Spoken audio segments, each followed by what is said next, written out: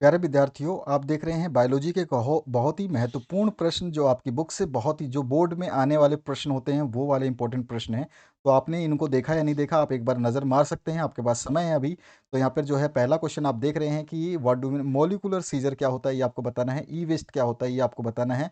और इसमें आपको पूछा गया है नेक्स्ट जो फूड चेन जो है इसमें अपरद जो है डिटरियटस जो अपरद चैन है उसका क्या मतलब है। इसके बाद में इसमें पूछा गया इस स्ट्रेप्टोकाइजेन जो है ये इसका क्या उपयोग है ये आपको बताना है। तो आपको पता होगा ये इसका उपयोग जो है आपके रुधिर में जो थक्का जम जाता है उसको हटाने के लिए होता है। उसके बाद में नेक्स्ट जो है पेंसिलिन जो है ये आपको बताना है कि एंटीबायोटिक जो है उनके नाम बताने हैं आपको। पेंसिलिन जो है सोर्स से निकलने वाला एंटीबायोटिक का नाम, एलिसा का फुल फॉर्म।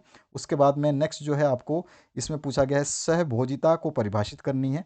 नेक्स्ट जो है इसमें आपसे पूछा गया है क्लोनिंग वेक्टर कैसे प्रोसेस होता है, उसके कैरेक्टरिस्टिक्स क्या होते हैं। यहाँ पर ब्रीफ में बीटी कॉटन क्या होता है इसको समझाना है, हाइबरनेशन क्या होता है और डाइपॉज क्या होता है, इसके बीच में डिफरेंसेस बताने हैं।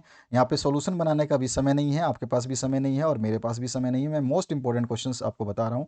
और यहाँ पर जो है हार्मफुल गैसेस से ऑटोमोबाइल के जो इफेक्ट को कैटालिक कन्वर्टर्स जो है रिड्यूस करते हैं वो कैसे करते हैं ये आपको बताना है ना। इसके बाद में इकोलॉजिकल जो सक्सेशन है वो प्राइमरी सक्सेशन और सेकेंडरी सक्सेशन से डिफरेंट कैसे है ये आपको बताना है। इकोलॉजिकल सक्सेशन क्या होता है ये भी आपको बताना है।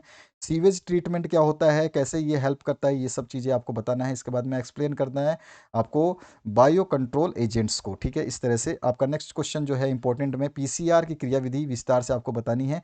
उसके अलावा जो है इकोसिस्टम जो है फॉस्फोरस का साइकिल उसको आपको समझाना है। उसके बाद में organism can cope with the environment में जो ऑर्गेनिज्म जो है वो पर्यावरणीय बदलाव के साथ कैसे सामना करते हैं, कैसे रहते हैं ये आपको बताना है। ओजोन डिप्लीशन क्या होता है, ये क्यों होता है, इसके इफेक्ट क्या है ये आपको बताना है। नेक्स्ट जो आपका इंपॉर्टेंट रहेगा वो रहेगा आपका बायोपायरेसी क्या है ये आपको बताना है।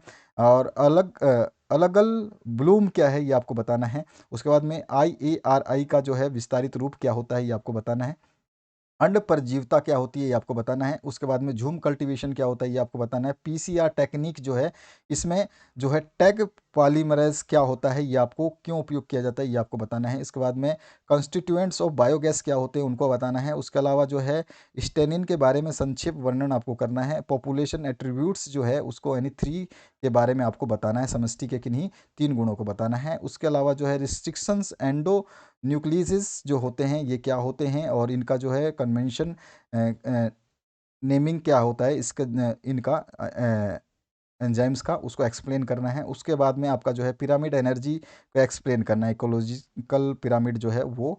उसके बाद में आपका प्रोटीन्स क्या होते हैं और कैसे प्रोड्यूस होते हैं ये सब चीज़ें आपको बतानी है। इसके बाद में आप स्क्रीनशॉट लेते जाना। यहाँ पे और भी प्रश्न है जो 13 नंबर 14 नंबर, तो ये आपको बताना है, इसमें डिफ्रेंशिएट करना है। इसके बाद में और भी क्वेश्चंस हैं जो आपके इंपॉर्टेंट रहेंगे एग्जाम की दृष्टि से। जैववर्धन क्या है और इसको आपको उदाहरण के साथ चित्र के द्वारा समझाना है। चिकित्सा क्या है, जीन चिकित्सा के द्वारा जो है कैसे हम इसको एडीए को करते हैं। उसके बाद में आपका डिकम्पोजिशन क्या है ये सब चीज़ें एक्सप्लेन करनी है। तो यहाँ पर उसके बाद में ये जो क्वेश्चन है इसमें आपको मैचिंग करने हैं कॉलम्स को। ठीक है, ए से बी को यहाँ पर जो है दिया गया है। इसके बाद में आते हैं हम और इम्पोर्टेंट जो क्वेश्चन है उनको भी दिखा देता हूँ। यहाँ पर जो है यूज़ बताना है आपको, धान के खेत में नास्टोक का क्या उपयोग है ये बताना है। एलिसा का जैसे मैंने बताया विस्तृत रूप क्या होता है आपको पता है कि एड्स ट्रीटमेंट को जो है देखने में काम आता है परीक्षण में। उसके बाद में रिस्ट्रिक्शंस एंजाइम क्या होते हैं ये बताना है। स्विस चीज़ क्या होता है ये आपको जो है बताना है, रिस्पॉन्सिबल किस लिए होते हैं। उसके अलावा जो है आप जीवाणु का नाम लिखना है जो सीवेज के कीचड़ और पशु के सुमेन में पाया जाता है, रुमेन में पाया जाता है। ठीक है, इस तरह से। और फिर बीटी कॉटन में बीटी क्या प्रदर्शित करता है, ये बीटी का फुल फॉर्म क्या होता है, बहुत इंपॉर्टेंट है और बहुत बड़ा नाम भी है, आपको याद रखना है। सातवां क्वेश्चन इस तरह से है आपका, जिसमें जैव प्रौद्योगिकी में सहायक किन्हीं 2 सूक्ष्म जीवों के नाम आपको बताने हैं। एकल कोशिका प्रोटीन क्या है, कैसे प्राप्त होती है, उस कष्णबंडीय वर्षा वन के संदर्भ में स्तर विन्यास शब्द को समझाना है आपको। अनुप्रवाह संसाधन क्या है, ऊर्जा का पिरामिड हमेशा सीधा क्यों होता है ये आपको समझाना है। उसके बाद में यूवी विकिरण के 3 हानिकारक प्रभाव क्या है, और ओरी और एएमपीपी और रोप में जो है आपके क्या महत्व है इनको बताना है। आरएनए डीएनए में क्या अंतर है ये आपको बताना है। तो आरडीएनए और सीडीएनए पूछा है, आरएनए नहीं, आरएनए RDNA और cDNA पूछा है, ठीक है। तो यहाँ हो गया 15 नंबर। 16 नंबर क्वेश्चन जो है PCR से रिलेटेड 16 नंबर क्वेश्चन है। DNA into component host cell में जो आपको 3 वेक्टर लेस मेथड जो है उसको भी आपको देखना है। इसके बाद में ग्लोबल वार्मिंग क्या है ये आपको बताना है। इसके अलावा फिर से 18वां क्वेश्चन जो आपको पारिस्थितिक यानी कि इकोलॉजिकल पिरामिड जो है वो क्या है, इसकी लिमिटेशंस क्या है, और इसके 3 लिमिटेशंस जो आपको वो करनी है, मेंशन करनी है। 19वें क्वेश्चन में आपको ए कॉलम से बी कॉलम को मैच करना है। यहाँ पर जो है हिंदी में उस कॉलम को दिया गया है। इसके बाद में जो है और इम्पोर्टेंट क्वेश्चंस हैं, आप जितना पढ़ लोगे आप देख लो कि इसमें से कितने आपने देख लिए हैं और आपने ऑलरेडी पूरी तैयारी कर रखी होगी। इनमें से देख लीजिए कि आपने क्वेश्चंस किए हैं कि नहीं। एलिसा टेस्ट यूज़ करते हैं, किस लिए करते हैं, तो अभी मैंने बता दिया आपको, एड्स के लिए। और called the father of ecology, ecology के फादर किसे कहा जाता है। BOD का एक्सपांड फॉर्म क्या होगा ये आपको बताना है, ठीक है। इस तरह से आपका सारा का डोसा बनाने के लिए प्रयोग में लाने वाले गुत्थे हुए आटे की उभरी हुई आकृति किस गैस की उपस्थिति की परिचायक होती है, मतलब कौन सी गैस होती है जिसकी वजह से वो उभर जाता है। इसके बाद में आपका और भी क्वेश्चन है 5, 6, 7, इनको भी देख सकते हैं। आपको जो इंपॉर्टेंट लगता है, मेरे हिसाब से ये सारे इंपॉर्टेंट है, बट आपके हिसाब से जो आपने नहीं पढ़ा है उनको जरूर एक बार नज़र मार लें। 8 नंबर 9 नंबर से लेकर 11 नंबर तक यहाँ पे क्वेश्चन है। उसके बाद 12 नंबर 13 नंबर और 14 नंबर आप यहाँ से देख सकते हैं इनको, ठीक है। आप बहुत अच्छी तरीके से एक बार देख लीजिए, बहुत सारे क्वेश्चन कई बार रिपीट हुए हैं, यानी कि बहुत मोस्ट इंपॉर्टेंट रहेंगे। 15 नंबर 16 नंबर 17 नंबर क्वेश्चन जो है यहाँ पे आपके सामने है। इसके बाद 19 नंबर क्वेश्चन में आपको कॉलम को ए से बी को मैच करना है, तो मैचिंग का कॉलम ये है आपका, और इसका जो है हिंदी वर्जन ये है।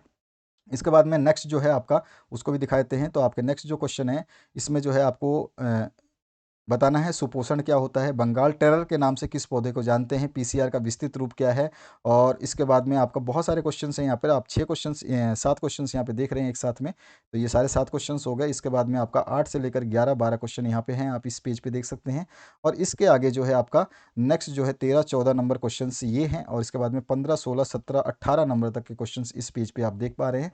और 19वां क्वेश्चन जो अंतिम क्वेश्चन रहेगा आपका, यहाँ पे मैं बता रहा हूँ, इसको मैच करना है, ठीक है, स्तंभ ए से स्तंभ बी को। तो ये आपका इंपॉर्टेंट क्वेश्चंस की सीरीज मैंने बता दी। आपने कितना पढ़ा कितना नहीं पढ़ा वो आपको पता होगा, एक बार जरूर नज़र मारिए इन क्वेश्चंस को, क्योंकि ये सारे क्वेश्चंस जो है बोर्ड में पूछे जाते हैं। ऐसे क्वेश्चन नहीं है कि आप प्री बोर्ड में एग्जाम में पूछो, हाफ ईयरली में पूछो, नहीं, ये सारे के सारे क्वेश्चंस जो हैं बोर्ड की दृष्टि से ही आते हैं। इसलिए ये क्वेश्चंस मैंने जो है आपको दिखा दिया। अब आप इनको कितने तैयार कर चुके हैं आपके ऊपर डिपेंड है, बाकी आपकी मर्जी है, आप इसको तैयार करें या ना करें। थैंक यू वेरी मच, और आपके एग्जाम्स के लिए बेस्ट ऑफ लक।